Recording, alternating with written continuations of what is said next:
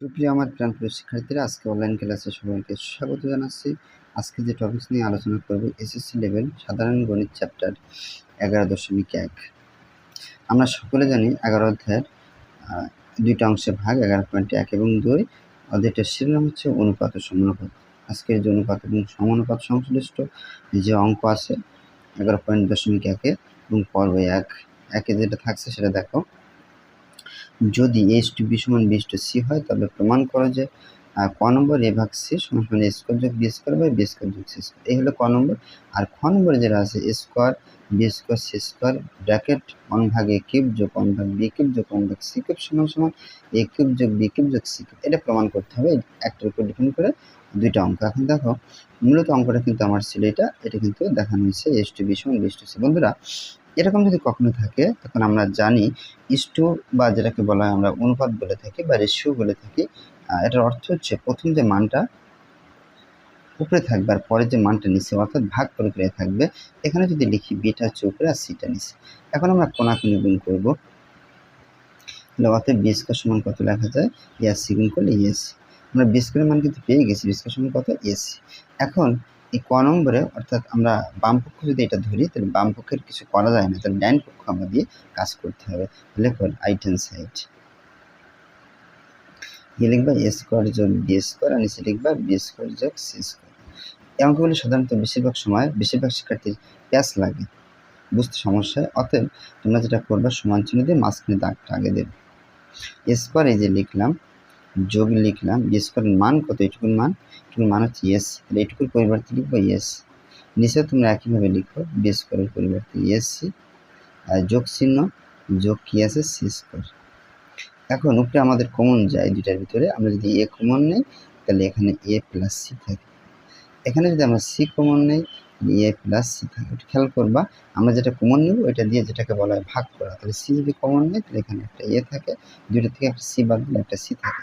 এটা কাটাকাটি, তার মানে কি হবে বলতো, এ ভাগ সি। এটা কিন্তু আমাদের প্রমাণ দেখো হয়ে গেছে। আমরা কোন পক্ষ হয়ে গেল প্রমাণ, লেফট হ্যান্ড সাইড। যদি লেফট হ্যান্ড সাইড না লিখি এখন দিয়ে লিখো তত সমস্যা নেই।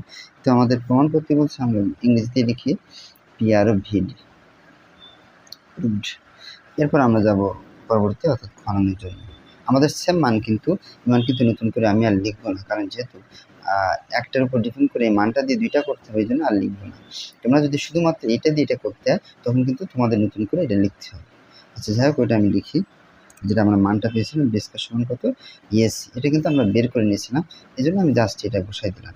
এখন আমরা সমান চিহ্ন বামে যে মানটা আছে এটা হচ্ছে বাম পক্ষ, এটা আমি কাজ করবো। দেখি লেফট হ্যান্ড সাইড বসে দিলাম, লিখলাম a square b square c square, আর থাকে হচ্ছে 1 ভাগ এ কিউব 1 ভাগ বি কিউব 1 ভাগ সি কিউব।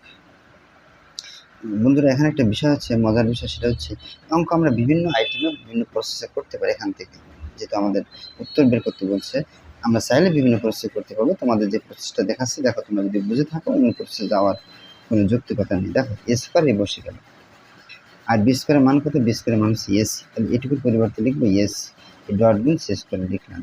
এখানে লেখো 1 বাই এ কিউব, তারপর লেখো 1 বাই বি কিউব, তারপর লেখো 1 বাই সি কিউব। এখন দেখো এ কয়টা, দুইটা, আর একটা কটা হয় তিনটা, আর এখানে সি দুইটা, একটা কটা হয় তিনটা।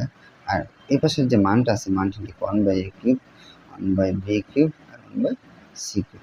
এখন তোমরা যে কাজটা করবো, এটা একবার উপরে গুণ, এটা আবার 2 নম্বরে গুণ, এটা আবার 3 নম্বরে গুণ। তো এটা যদি আমরা উপরে লিখি নিচে হবে এ কিউব, আবার সেম ভাবে এটা যদি উপরে লিখি এ কিউব সি কিউব, তাহলে এর নিচে হবে বি কিউব। আবার সেম ভাবে এটা যদি উপরে লিখি তাহলে এ কিউব সি কিউব আর নিচে সি কিউব। এ কিউব কেটে গেল, সি কিউব কেটে গেল, এখান থেকে থাকে সি কিউব, আর এই মতো একটু পরে কাজ করবে, এই মাথা থেকে থাকে এ কিউব। বি কিউব বসে গেল। আমরা জানি এসি আছে না, এ কিউব সি কিউব, আমরা এসির মাথায় কিউব লিখতে পারি। এখন কথা হলো সেটা কেন লিখবো, এখানে এসি সমান তৈরি করে নিচ্ছি। লিখলাম সি কিউব, লিখলাম যোগ এসির মান কত, এসির মান হচ্ছে বি স্কয়ার।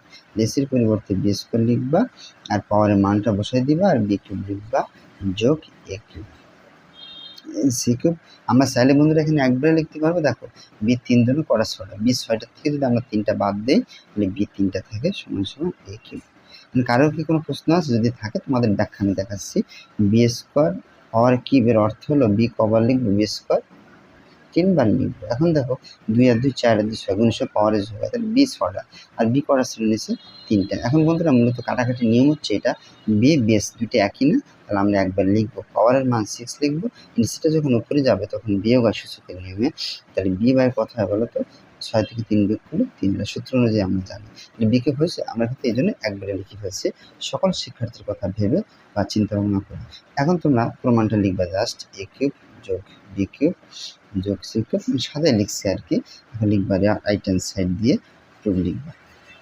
কিন্তু আগেই বলছি তোমরা যেভাবে তোমাদের সুবিধা মনে হয় সেভাবে তোমরা করতে পারো। আর যদি তোমাদের মনে হয় স্যার অন্যভাবে বা অন্য প্রসেসে যদি থাকে নিয়ে আসেন, তাহলে কমেন্টে জানাবে, তুমি নিয়ে আসবে। এই ছিল বন্ধুরা আজকের ভিডিওটি যদি বিন্দুমাত্র উপকার আসে, কাজে লেগে লাইক কমেন্ট শেয়ার করতে পারবেন, সাবস্ক্রাইব করে পাশে থাকবেন। ধন্যবাদ সকলকে।